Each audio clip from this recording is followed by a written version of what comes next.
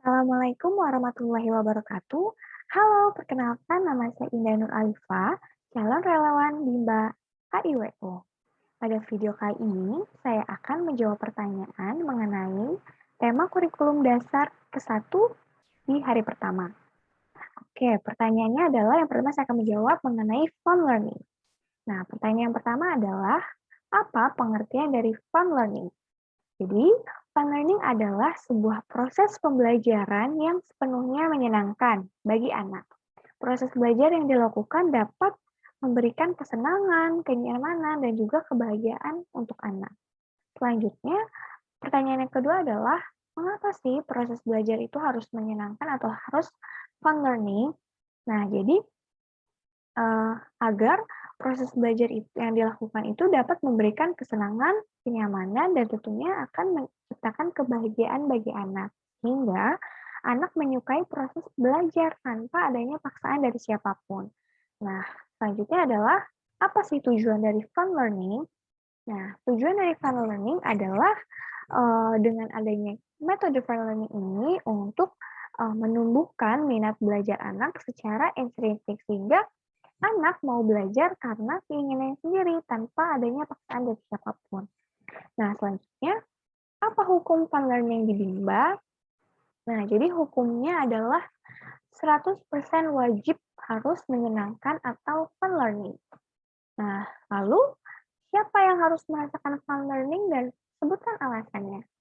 Nah, jadi yang harus merasakan fun learning adalah anak, karena dengan menerapkan fun learning ini uh, kita memberikan sepenuhnya hak anak. Jadi hak anak tidak terampas oleh kita sebagai orang dewasa, dan juga dengan adanya fun learning ini akan bisa menumbuhkan minat belajar anak. Selanjutnya, siapa yang harus menciptakan fun learning dan sebutkan alasannya.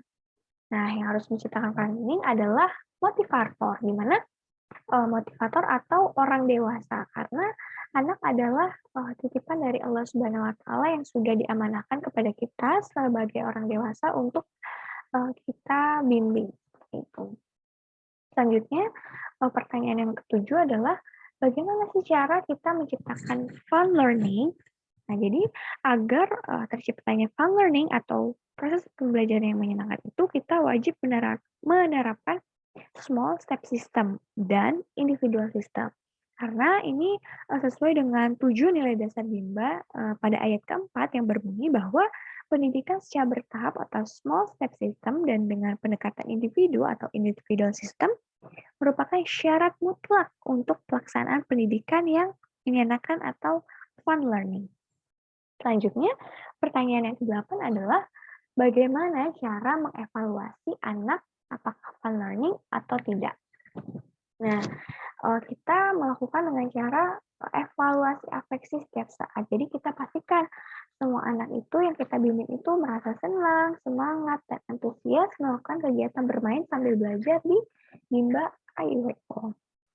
Selanjutnya, pertanyaan ke-9 adalah apa dampak yang terjadi bila proses belajar menyenangkan? Nah, dampaknya adalah minat belajar anak akan tumbuh jika proses belajar dilakukan dengan sepenuhnya menyenangkan bagi anak. Nah, selanjutnya pertanyaan terakhir seputar fun learning adalah apa dampak yang terjadi bila proses belajar tidak menyenangkan? Yang pastinya yang pertama itu hak anak tidak terpenuhi. Selanjutnya juga ada minat anak untuk belajar juga kurang karena tidak dilakukan secara menyenangkan. Nah, selanjutnya saya akan menjawab pertanyaan mengenai metode small step system.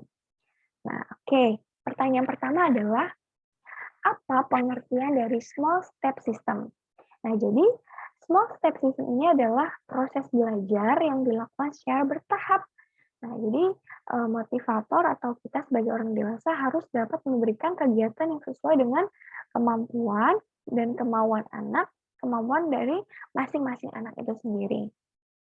Nah, selanjutnya pertanyaan yang kedua adalah mengapa proses belajar harus dilakukan secara bertahap atau small step system?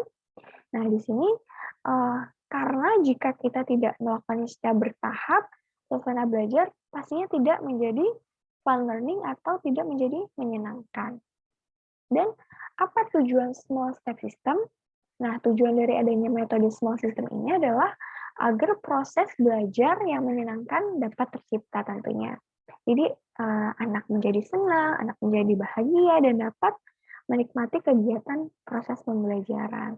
Karena tidak mungkin kalau prosesnya menyenangkan itu tidak mungkin kalau tidak secara bertahap. Selanjutnya, pertanyaan keempat adalah bagaimana cara agar motivator dapat mewujudkan proses belajar yang small step system? Nah, caranya adalah dengan menerapkan atau kita wajib menerapkan individual system, di mana kita membimbing sesuai dengan keadaan masing-masing anak. Jadi motivator harus mengetahui nih kemampuan anak, kemauan anak, kemampuan dari masing-masing setiap anak, sehingga dapat memberikan kegiatan belajar sambil bermain yang sesuai dengan kompetisi atau kemampuan anak. Selanjutnya ada pertanyaan yang kelima, apa dampak yang terjadi bila proses belajar small step system itu